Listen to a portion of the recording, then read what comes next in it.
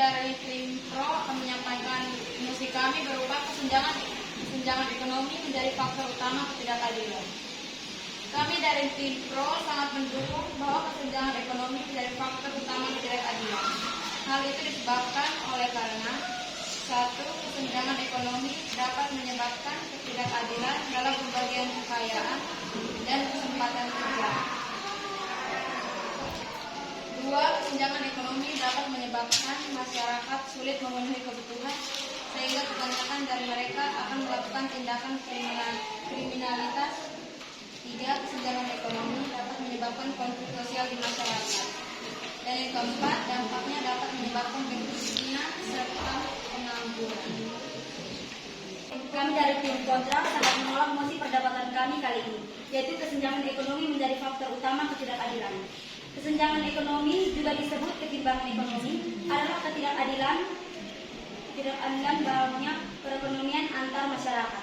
Akibat kesenjangan ekonomi timbulnya dampak positif, yaitu adanya lapangan pekerjaan di sektor tertentu. Kesenjangan ekonomi menciptakan permintaan untuk berbagai jenis pekerjaan, seperti asisten rumah tangga, sopir pribadi, atau pekerjaan di sektor informasi. Meskipun pekerjaan ini menyediakan penghasilan dari sebagian orang, penting untuk diingat bahwa pekerjaan ini seringkali minim perlindungan dan kesejahteraan. Kesenjangan ekonomi sering dianggap sebagai masalah sosial yang merugikan. Namun, kita perlu mempertimbangkan dampak positifnya terhadap perkembangan individu dalam masyarakat. Saat seseorang berada di tengah-tengah ketimbangan pendapatan, mereka cenderung mencari cara untuk meningkatkan keterampilan atau mengeksplorasi. Waktu habis, silakan kelompok Pro. Karena kesenjangan ekonomi adalah kondisi tidak seimbangan distribusi pendapatan dan kesempatan di antara kelompok masyarakat. Dikatakan oleh Kakak Davio, kesenjangan ekonomi itu tidak ada lapangan pekerjaan, tapi karena kesenjangan ekonomi, lapangan pekerjaan di sektor tertentu, kesenjangan ekonomi menciptakan permintaan untuk berbagai jenis pekerjaan, contohnya seperti sopir, asisten rumah tangga, atau pekerjaan di sektor informasi. Meskipun pekerjaan ini menyediakan penghasilan dari berbagai orang, penting untuk diingat bahwa pekerjaan ini seringkali minim perlindungan dan kesejahteraan. Tapi dalam pengertiannya, kesenjangan ekonomi itu adalah kondisi tidak seimbangnya distribusi pendapatan dan kesempatan di antara kelompok-kelompok masyarakat.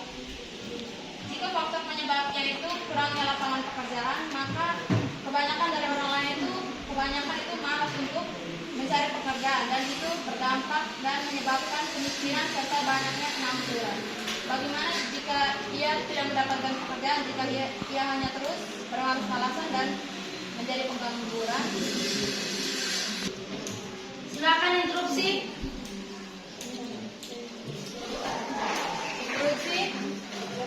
Inovasi mendorong pertumbuhan kesempatan kerja.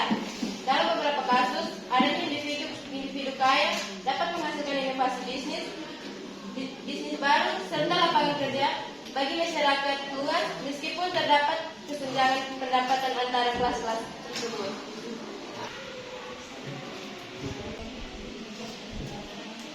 Baik, selesai. Dengan Pro, kesenjangan ekonomi dapat menyebabkan ketidakadilan kepada masyarakat. Hal itu disebabkan oleh pendapatan dan pembangunan yang tidak merata, kurangnya lapangan pekerjaan sehingga membuat masyarakat sulit memenuhi kebutuhan dan dapat memicu konflik sosial. Oleh karena itu, kami menyimpulkan bahwa kesenjangan ekonomi dapat berdampak pada ketidakadilan dan menyebabkan kemiskinan serta banyaknya pengangguran.